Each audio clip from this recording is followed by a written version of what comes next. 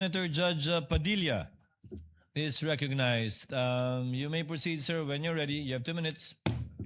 Maraming salamat po aming ginoong tagapamahalang hukom at sa atin pong ginoong Pangulo. Meron po akong katanungan para sa persecution. Sa akin pong mga kaibigan sa prosecution. Napakahalaga po sa bawat pagdinig ay yung nagsasabi ng katotohanan. Tama po ba? Tama po. Opo.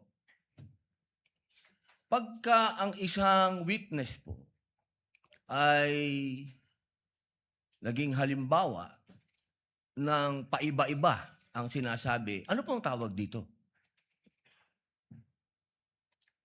Di ba po kasinungalingan? This is a hypothetical question, Apo. Your Honor. You are not referring to any particular witness? Si Las Cañas po. Yung inyo pong pinakitang affidavit, Your Honor? alam niyo po, hindi pa po ako tapos, kaibigan. Alam niyo po, napakalungkot po para sa amin na marinig na merong kayong ibinigay na affidavit na nabahiran dito po sa loob ng Senado. Dito sa plenaryo ng Senado ay nabahiran ng matinding masasabi nating kasinungalingan sapagkat magkaiba ang kanyang sinabi. October 3, 2016, sinabi niya walang kinalaman ang Pangulong Rodrigo Roa Duterte. February 20, March 6, na iba na ang istorya. Ang tanong ko po, ano ang tawag sa taong paiba-iba ang sinasabi? Di ba po sinungaling? May I answer, Your Honor? Opo, opo. Kagaya po ng aking binigyang linaw kanina. At paulit-ulit na rin pong sinabi ng ating presiding officer. Pakisagot na lang po kasi yun lang po ang tanong. Tama po ba o mali na tawaging sinungaling ang taong iba-iba ang sinasabi? I'm sorry, Your Honor, but I need to qualify my answer. Mr. Presiding Officer, isang simpleng tanong lang po. The lead prosecutor may agree or disagree or state a different characterization. I can state a different characterization if I'm asked by the good Senator Judge. You may disagree or agree with the Your statement Honor. of the Honorable Senator Judge Padilla. Feel free to say no or yes, Counsel. Kagalang-galang ng mga senator judges at sa atin pong mga nanonood na kababayan. Dahil binanggit po ng kagalang-galang na Senador Robin Padilla ang pangalan at ang affidavit ni Arturo Las Cañas, nais ko pong linawin ang kanina ko pong manifestasyon. Ito po ay ipresenta sa impeachment court bilang bahagi ng Presiding testimonya Officer, ng witness. hindi pa din po sinasagot ang Lead prosecutor, the response, it's not responsive to the question of Senator Judge Padilla.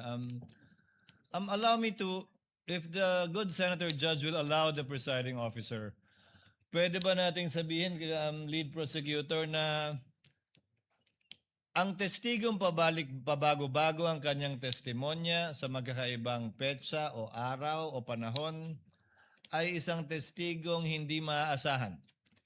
Without particular reference to Arturo Las Sa Cañas, pangkalahatan, I agree with you, Honorable Presiding Officer. Posible nagsisinungaling siya sa isa, nagsasabi ng totoo sa isa, o nagsisinungaling sa isa, nagsasabi ng totoo sa isa, hindi na natin malalaman yun. Tama po ba yan? Without particular reference to Arturo Las Cañas, I agree with you, Honorable Presiding Officer. Thank you. Maraming salamat po, aming ginoong You may proceed, tagapamahalang Senator hukom. Judge Padilla. Opo. Kasi po, katulad po ng sinabi ng aming Senator Judge, 10,000 hours, Pampilo Lacson, napakaliwanag po ng sinabi niya.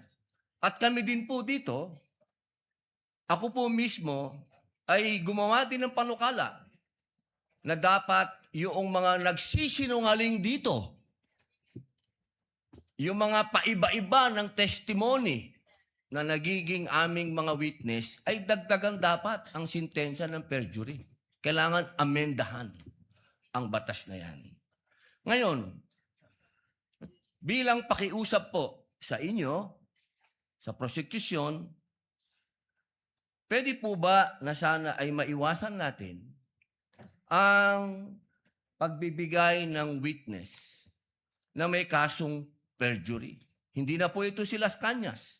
Ang sinasabi ko po ay yung dalawang mahal nating witness, si Attorney Jeremy Lotok at si NBI Agent Talilong, na sa mga oras na ito ay may kasong hinaharap na perjury.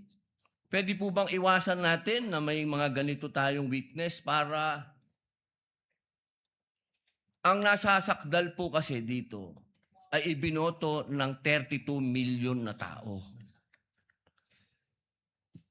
Sana po, aming mga mahal na kaibigan sa prosecution, ay isipin nating mabuti bago po tayo magbigay ng mga witness na may perjury na kaso o nagkaroon po kami ng dahilan na gumawa ng amenda na itong perjury ay amendahan.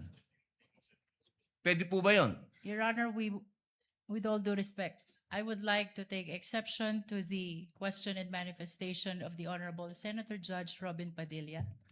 First of all, we were able to verify already that there are no cases pending against the prosecution witnesses.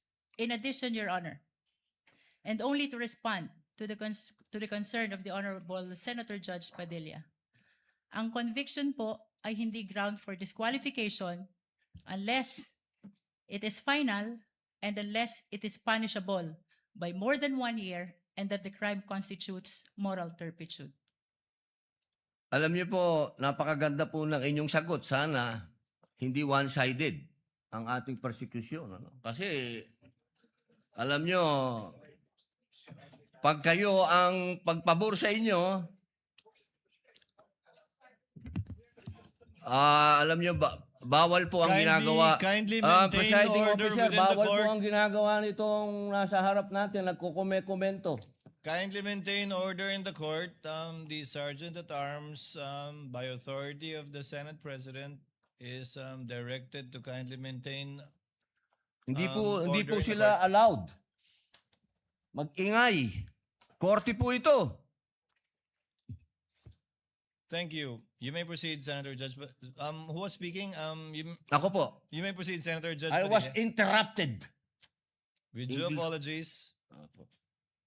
So, ibig niyo pong sabihin, yung mga senator judges dito ngayon na humaharap sa kaso, na hindi po pinapayagan ng ombudsman at hindi pa rin sila guilty, ano pong ibig niyo sabihin? Your Honor, with all due respect, ang question niyo po kanina ay kaugnay ng pagtistigo. Testigo nga, Referring to judges the nga yung witnesses of sinasabi the prosecution, Your Honor. Ang usapan po ay yung guilty or not guilty. Okay?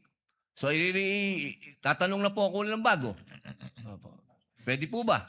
May I be clarified, Your Honor, on your last question about the senator you said are facing cases? Lead counsel, I think that was more Alam of niyo a- po, malinaw na po yung sinabi ko and wala po kayong karapatan magtanong Hindi, sa Senator Judge. diliwanagin ko nga po. I think Senator Judge Padilla was making a manifestation and not posing a question to the lead prosecutor in relation to our two colleagues. You may proceed, Senator Judge Padilla. Maraming salamat po, Ginoong tagapamahalang hukom. Pwede na po ba tayong mag-advance ng katanungan? Yes, Your Honor. Apo. Yung pong sinasabi ninyo, bakit nyo po nababanggit ang ICC dito? Ano po ang kinalaman ng ICC dito sa ating pagdinig? With all due respect, Honorable Senator Judge Robin Padilla, kagaya po ng nabanggit ko na, at marahil panglima ng banggit ng presiding officer. Nabanggit po ang ICC, kaugnay ng affidavit ni Las Cañas na ipirinisinta po ng prosecution bilang bahagi lamang ng testimonya ng witness at bilang bahagi ng naging investigasyon ng Special Task Force ng NBI. Maraming salamat po. Senator Judge Padilla will please wind up. You can Opo. avail of a second round if you wish. Opo. Maraming salamat po. So, ibig pong sabihin, malinaw na kanina sinabi natin na What is the hindi pleasure siya... of with the permission of Senator Judge and indulgence of Senator Judge Padilla, what is the